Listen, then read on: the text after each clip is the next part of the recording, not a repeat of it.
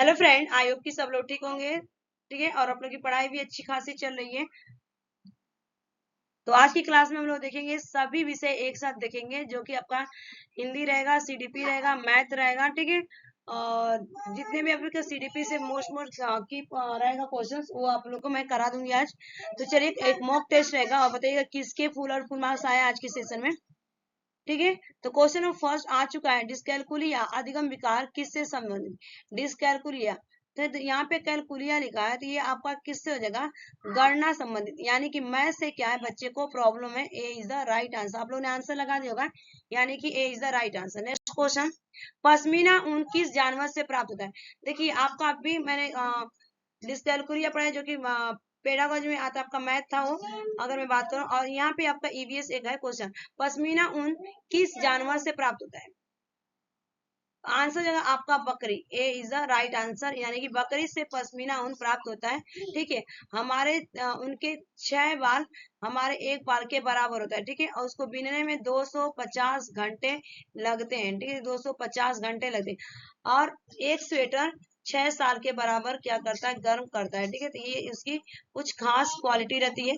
Next question, द्वितीय समाजीकरण की एजेंसी कौन सी। अब ये आपका पेडागोजी है। ठीक है, द्वितीय समाजीकरण की एजेंसी कौन सी होती है। तो देखिए, परिवार तब का होगा नहीं, क्योंकि ये प्राथमिक होता है, इसमें भी परिवार है, ये भी नहीं होगा, ये भी परिवार तो नहीं होगा। तो राइट आंसर क्या होगा, विद्यालय और आस पड़ोस, यानी कि D is the right answer. Next question, बच्चों को कुछ भिन्न भिन्न प्रकार की पेंसिल दी जाती है। ठीक है, जिसे परस्पर मिला दिया जाता है। बच्चों को इसे अलग करने के लिए कहा जाता है। तो बच्चा छोटी और बड़ी पेंसिल को अलग करने की क्षमता विकसित कर चुका है। तो जीन पियाजे के अनुसार वो किस अवस्था में बताएगा। तो विकसित कर चुका है, तो आपका 7 से लेके 11 साल की अवस्था में आ चुका है बच्चा। यहाँ पे C is the right answer, concrete operational stage, C is the correct answer. ठीक है, उसके बाद चलेंगे नेक्स्ट क्वेश्चन का आंसर देगा। भारत का कौन सा पौधा जो छोटे मोटे कीड़े मकोड़े, मेढक और चूहे को खाता है, बताइए। जो कि ये भी ईवीएस का ही क्वेश्चन है। बताइए इस क्वेश्चन का राइट आंसर क्या होगा। ठीक है, एक मैथ का देखा, एक ईवीएस, फिर पेडागोजी, फिर ईवीएस, उसके बाद देखेंगे हिंदी पेडागोजी। ठीक है, तो यहाँ पे आपका होगा, यहाँ पे हो जाएगा पटपढ़नी। ठीक है, या पटपढ़नी आप कह सकते हैं, या घटपढ़नी। ठीक है, इसको घटपढ़नी होना चाहिए यहाँ पे, पीछा प्लांट। ठीक है, और ये इंडिया में कहाँ पे पाया जाता है, भारत में तो मेघालय में पाया जाता है। कहाँ पे पाया जाता है, मेघालय में, और एक तरह की क्या सुगंध निकालती है। नेक्स्ट क्वेश्चन, जिस जानवर के दांत हमेशा बढ़ते हैं, इसीलिए वो चीजों को काट कर चलता रहता है, बताइए।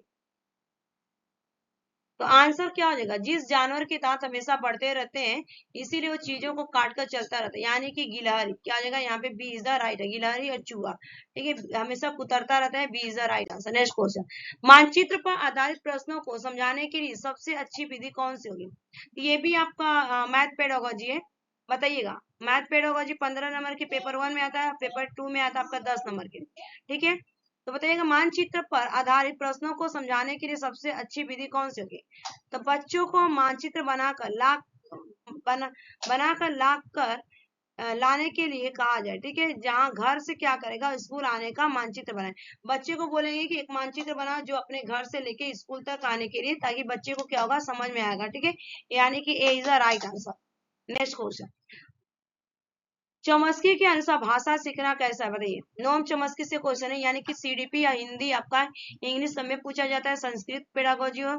ठीक है, तो चौमस्की के अनुसार भाषा सीखना, तो चौमस्की के अनुसार भाषा सीखना जो होता है, भाषा सीखने की क्षमता जन्मजात होती है। क्या होती है, आपका जन्मजात होती है, बाय इननेट होती है। ये is the right answer. Next question, Vygotsky के अनुसार इनमें कौन सा सही नहीं, बताइए। बाइगोस्की से, तो सामाजिक अंतर क्रिया के द्वारा बच्चा सीखता है, बिल्कुल सही है। बच्चे सहयोग से बेहतर सीखते हैं, बिल्कुल सही है। बच्चे को आधारभूत सहायता सीखता है, बिल्कुल सही है। बच्चा अनुकरण के माध्यम से सीखता है, ये तो हमारे स्किनर कहते हैं, यानी कि डी इज द, यही आपका गलत है, यानी कि D is the right answer. Next question, कोविड-19 महामारी के बीच के बारे में बच्चों को संवेदनशील बनाने के लिए कौन सा विकल्प सबसे ज्यादा उचित है।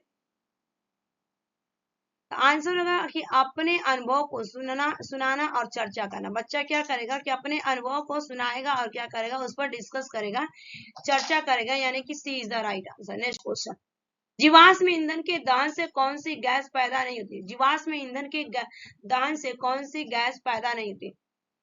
तो देखिए आपका कार्बन मोनोऑक्साइड भी पैदा होता है, कार्बन डाइऑक्साइड, सल्फर डाइऑक्साइड, लेकिन आपका ऑक्सीजन पैदा नहीं होता, यानी कि D is the correct answer. जीवाश्म ईंधन के दहन से ऑक्सीजन पैदा नहीं होती है, D is the right answer. Next question का आंसर दीजिएगा आप लोग। इनमें कौन शिक्षा के लिए एक औपचारिक एजेंसी के अंतर्गत है? माने औपचारिक फॉर्मल तरीके से हम बात करते हैं, ठीक है। दो तो होता है ना, एक इनफॉर्मल होता है और फॉर्मल। तो फॉर्मल देखिए परिवार तो होगा नहीं आपका, समाज भी नहीं होगा, यहाँ पर मैदान भी नहीं होगा, कहाँ पे? विद्यालय में। राइट आंसर क्या होगा? स्कूल में हम फॉर्मल तरीके से बात करते हैं, यानी कि औपचारिक तरीके से बात करते हैं, B is the right answer. Next question. एक समावेशी कक्षा में पूजा एक आवश्यक कार्य को पूरा करने में मनु की मदद कर रही है, जिसमें उसकी विशेष प्रतिभा कौशल की आवश्यकता होती है। कक्षा में की प्रकार की शिक्षण अधिगम रणनीतियों का उपयोग किया जा सकता है? राइट आंसर क्या होगा? तो यहाँ पे होगा आपका परियोजना आधारित शिक्षण दृष्टिकोण, यानी कि B is the right answer. B is the right answer होगा इस क्वेश्चन का। Next question.